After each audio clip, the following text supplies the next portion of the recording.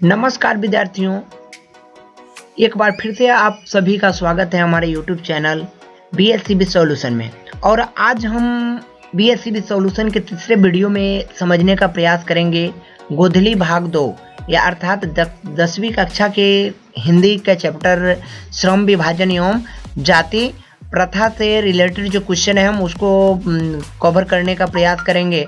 ठीक है, तो आज हम इसमें जानेंगे भाषा की बात। जो चैप्टर के अंत में जो होता है भाषा की बात, हम उसको समझने का प्रयास करेंगे, क्योंकि बोर्ड एग्जाम से रिलेटेड जो भी क्वेश्चंस होते हैं व्याकरण की आती हैं उसका 80% क्वेश्चन भाषा की बात से ही होती है ना। तो फिर हम आगे इसमें समझने का प्रयास करेंगे।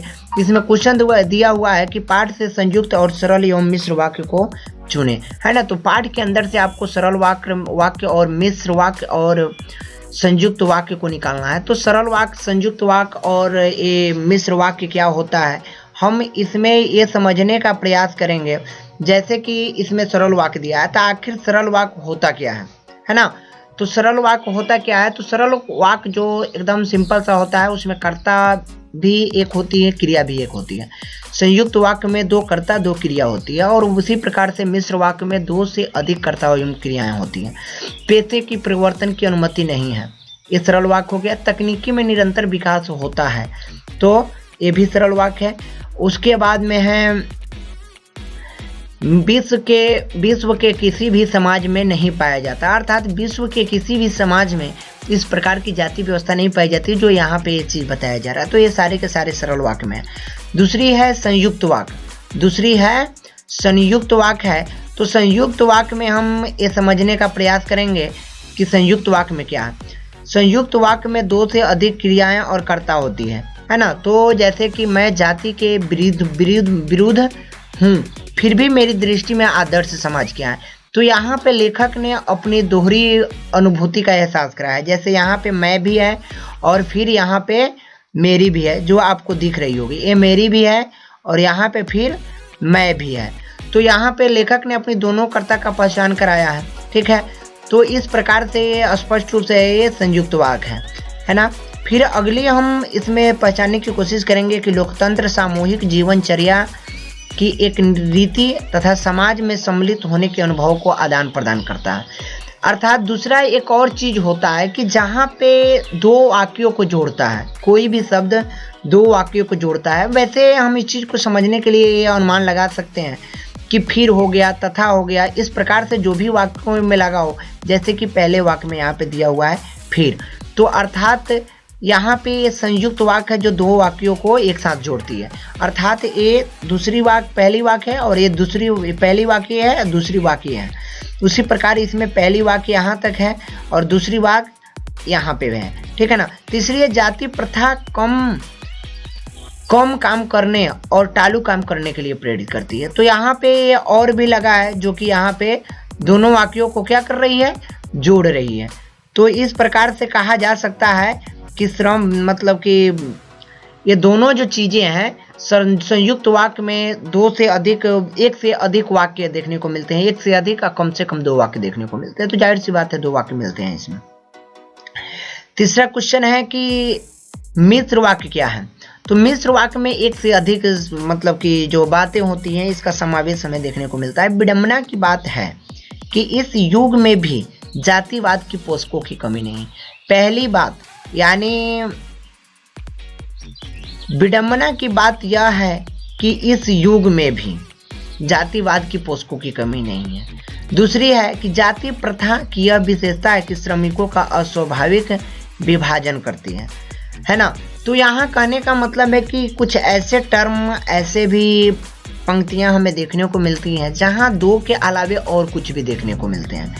भाषा मतलब विडंबना की बात तो ये है, ठीक है, और विडंबना की बात ये हो गया।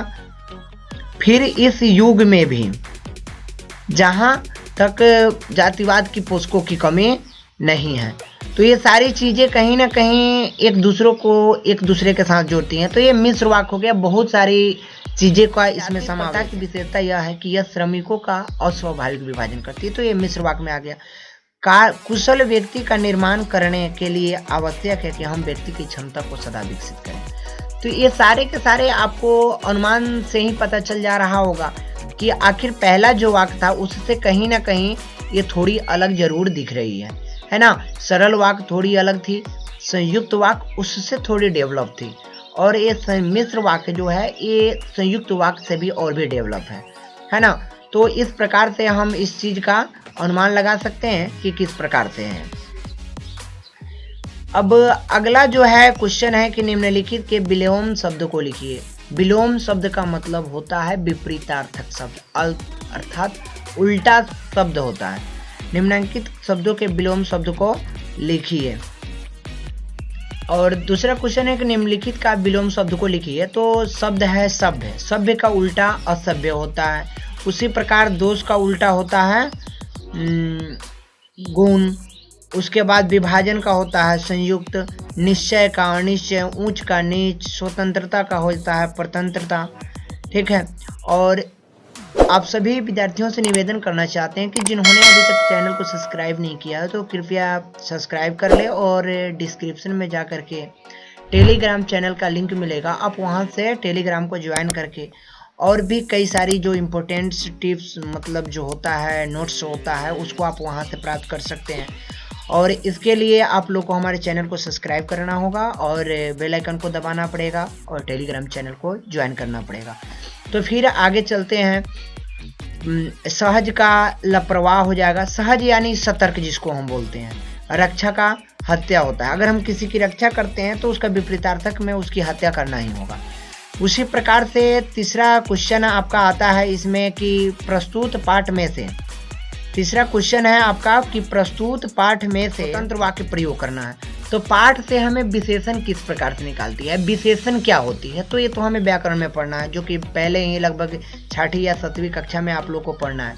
तो बुराई विशेषण वह होता है जो संज्ञा और सर्वनाम की विशेषता को बतलाता है ना। जो संज्ञा सर्वनाम की विशेषता बतलाता है उसे विशेषण कहते हैं। तो बुराई है वो किसी की विशेषता ही बताई जा रही है। तो हम तो ये विशेषण समझ चुके हैं। ठीक है, तो बुराई का वाक्य हम किस प्रकार से बना सकते हैं, स्वतंत्र वाक्य, अर्थात पाठ पे आधारित ना हो, ऐसा मतलब कि एलिजिबिलिटी नहीं है इसके लिए। ठीक है, जैसे कि यहाँ पे बुराई का दिया हुआ है, तो बुराई का हो जाएगा श्रम विभाजन से कोई बुराई नहीं है, अर्थात पाठ के आधार पे ही बताया गया इसको। सक्षम, सक्षम श्रमिक ही समाज के विकास में सहयोग कर सकता है। अगर कोई इस पे यानी वाक्य बनाना है ताकि समझ में आए कि हाँ ये वाक्य है और इससे इसका रिलेशन है। ठीक है, तो इस प्रकार से हमें इस चीज को लेकर के चलना है। उसी प्रकार से पैतृक है। भारतीय समाज में पैतृक पेशा अपनाने की बाध्यता है। पैतृक माने होता है पिता की, है ना, बाध्यता है, अर्थात भारत की समाज में पैतृक पेशा अपनाने की बाध्यता है, यानी मजबूरी है जाति प्रथा के अनुरूप। अगला है गरीबी। घोर गरीबी में जीने वाले लोग पर सहानुभूति रखनी चाहिए, अर्थात गरीबी का प्रयोग इस वाक्य में हुआ है। दूषित, और इसका अर्थ भी निकलना चाहिए। ऐसा नहीं है कि हम सीधे प्रयोग कर दिए और उसका अर्थ निकले ना निकले कोई फर्क नहीं पड़ता, तो वैसे में वाक्य गलत हो जाएगा।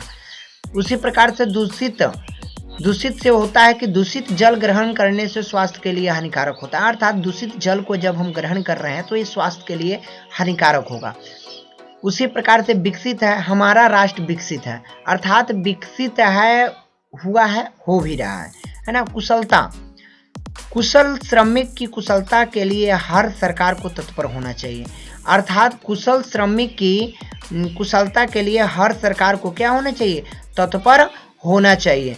उसी प्रकार से है सभ्य। किसी भी सभ्य समाज में श्रमिकों का सम्मान मिलना चाहिए। अगर सभ्य समाज की अगर हम बात करें तो सभ्य समाज लेखक के अनुसार तभी निर्मित हो सकता है जब उसमें जातिवाद के पोषकों के अनुसार सभ्य समाज का निर्माण तभी हो सकता है जब समाज में जातिवाद का पोषक हो रहा हो, ऐसा माना गया है इस चैप्टर में, बशर्ते लेखक इस चीज का विरोध करता है ना। अब अगला इसमें जो क्वेश्चन आता है ये है कि निम्नलिखित शब्दों के पर्यायवाची शब्द बनाइए। पर्यायवाची शब्द तो शायद आप सभी कोई जानते होंगे कि पर्यायवाची शब्द किसको कहते हैं, अर्थात तो वैसा शब्द जो उसी शब्द के अर्थ को प्रदर्शित करता हो, प्रकट करता हो, तो वो उसका पर्यायवाची यानी पर्याय अर्थात स्वरूप को दर्शाना उसका। जैसे दूषित हो गया, तो दूषित का हो जाएगा, आपको गंदा हो जाएगा, अशुद्ध हो जाएगा, अस्वस्थकर हो जाएगा। तो ये सारे के सारे उसी का है। उसी प्रकार पेशा की अगर बात करें तो हो जाएगा यहाँ पे पेशा हो गया, व्यापार हो गया, रोजगार हो गया। ठीक है। अनुमति की है तो किसी से आज्ञा मांगना हो गया, आदेश देना हो गया। ठीक है। उसी प्रकार परिवर्तन का अर्थ होता है बदलाव, अर्थात बदलाव हो गया, परिवर्तन हो गया। ये सारे के सारे इसके स्वरूप हैं। श्रमिक जो होता है मजदूर को श्रमिक कहते हैं, मेहनती, कामकाजी, ये सभी के सभी श्रमिक वर्ग में आते हैं। लेबर जो हिंदी अंग्रेजी में आप लोग लेबर जानते होंगे। अकस्मात का मतलब होता है क्या? अचानक, एक व एक नहीं होता, एकाएक हो गया है ना, एक व एक मतलब कि होते चला गया। तो ये इस प्रकार से ये बातें होती हैं। अवसर का मतलब होता है वक्त, हमारा वक्त खराब है, इस तरह से हम इसको एक्सप्लेन कर सकते हैं। उसी प्रकार से है समय। तो ये सारी चीज़ें जो हैं कहीं ना कहीं आपको चैप्टर जब पढ़ते हैं तब जाकर के इसकी सारी विशेषताओं के बारे में पता चलता है कि कहाँ पे क्या दिया हुआ है। वैसे इन सभी चीज़ों को व्याकरण में आप लोगों को पढ़नी है ना। तो उसके बाद में एक बचा हुआ है सम्मान।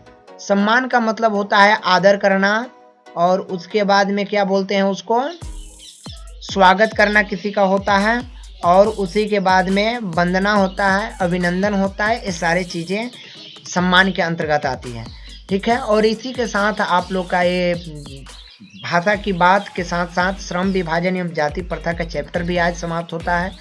ठीक है। तो आपका दिन शुभ रहे, और यही हमारी तरफ से शुभकामना है। श्रम विभाजन और जाति प्रथा का पाठ आज ये समाप्त हुआ है ना।